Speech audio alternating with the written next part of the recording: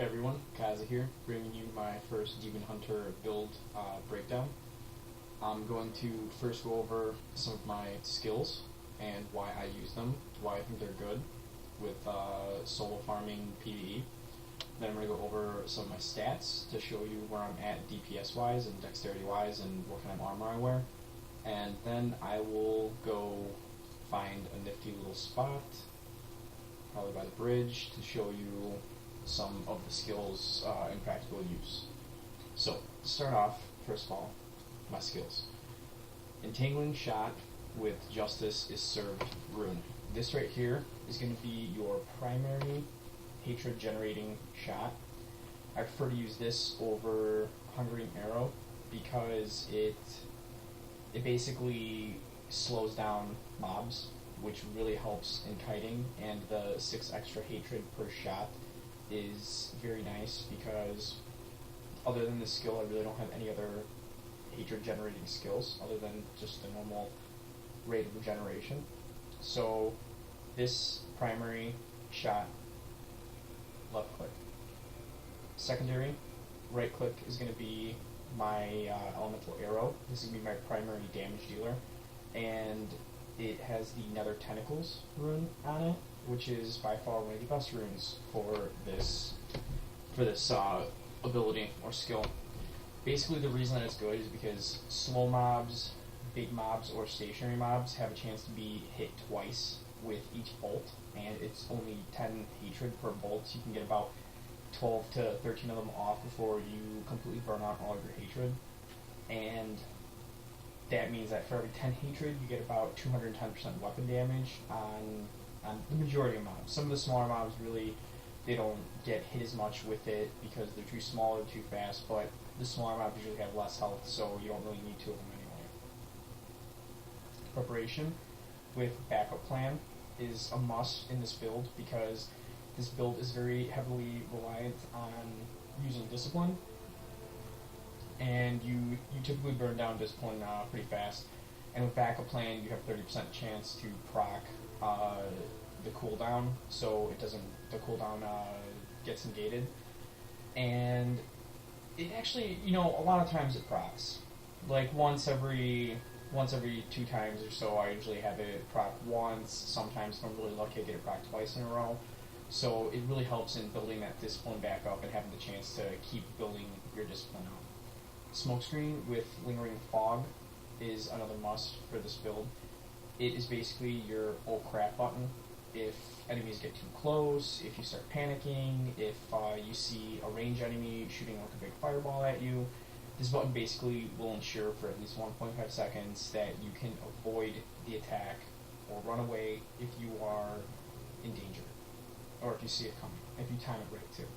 I mean, it was nerfed a little while ago from 3 seconds down to 1.5 with the Lingering Fog rune, but it's still a very, very viable skill to use in a solo build.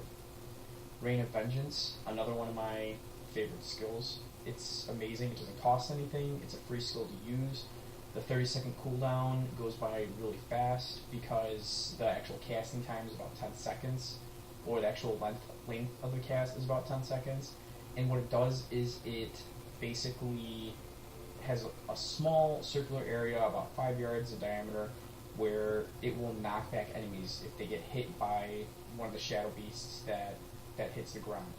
This is really good in creating distance between you and some elite mobs or mobs that get too close, and it works really well with this skill, Caltrops, with Jagged Spikes. Basically, if you throw down Caltrops and then throw down Stampede, you can create a lot of distance that will only cost you 6 discipline, and it'll give you enough time where you can run away and kind of reorganize yourself to go back to the attack. Archery as a passive, I think, is a must. The 50% critical hit damage with the 2-hand crossbow is phenomenal. For me, the 50% adds roughly about 30,000 DPS. With a bow, it's also really good because it adds the 15% increased damage overall, so it increases your base damage a lot if you're using a bow. So it's a really good skill to have, a very good DPS building skill. Sharpshooter, another very good DPS building skill. It almost negates having critical hit chance on any type of piece of gear, because in practical use you find yourself running a lot and your critical hit chance will build to 100% pretty fast without you even realizing it. Steady aim, another great one. The primary build of this class is to stay away from enemies, is to kite them, get room in between you, and just burn them down with elemental arrow and nether tentacles. So you should always try and be 10 yards away from the enemies, and it'll really help with the 20% increased damage as well. Now, onto my inventory and some of my stats. As you can see here, I've got almost 1700 dexterity, which isn't bad. I could probably get it up to like 1800, but as of right now, this is where I'm at. Damage, you can see, is at 105,000. This includes 173% critical hit damage.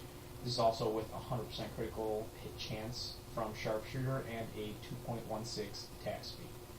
I know attack speed is going to be nerfed in the future, in a future patch or whatever, but I'm hoping that the diminishing returns won't hit my 2.16, because there's a lot of demon hunters out there that have 3% or a 3 attack speed or higher because they use a bow or a faster weapon, or they stack increased attack speed completely. So I'm hoping that in the near patch 2.16 won't be too badly nerfed, because I find that this is a pretty good speed balance for me.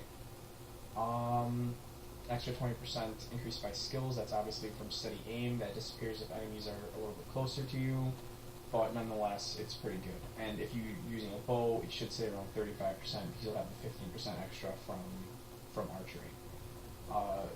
I'm using an 1146 with increased attack speed, two-handed crossbow, which gives me the 50% critical hit damage boost. A lot of my gear has critical hit damage percent increase. And then the other stat that I focus on a lot is dexterity and increased attack speed on rings, shoulders, pretty much everything else. So that's my build, and now I'm going to go and show you how to use it effectively. Basically, you always want to start off using continuing shot to slow enemies down or whatnot. Also, a quick note, when you burn down your hatred completely down to 0 and just let it sit there, you'll notice that this is the natural regeneration rate. It's kind of slow, doesn't really speed anything up. But before you go into a group of mobs, what you can do, I found out, is even if you don't hit anything, as long as you're firing your primary hatred generating skill, you'll see that it still builds your hatred back up pretty quickly. So firing off a couple shots before even going into a group of mobs or firing at anything is really helpful, because it'll almost guarantee that every time you go into a group of mobs, you'll have full hatred. So let's go find some mobs now.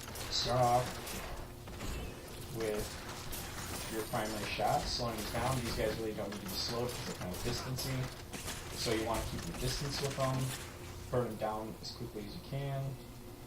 As you can see, I use my smoke screen a lot when I anticipate an enemy attack coming in, but I know that I can't dodge or I'll be too slow in dodging. And it gives me that extra 1.5 seconds to get away from the mobs, so I don't get faced out, pretty much. Here, a couple big mobs coming in, along with ranged. I'm going to refund that discipline a little bit. Drop one of these puppies. Drop down that. I died, but as you can see, mobs will get knocked back, giving you that extra time to run away. Fortunately, I was hit by one of those little ranged spearmen that are not fun. Yeah. As you can see, it's really hard in Act 3 with these little guys, the winged Molochs, because sometimes you just cannot see where these things are shooting from. But basically, that's the build. That's pretty much what I do. Just run around, burn mobs down, trying to avoid as many range shots as possible.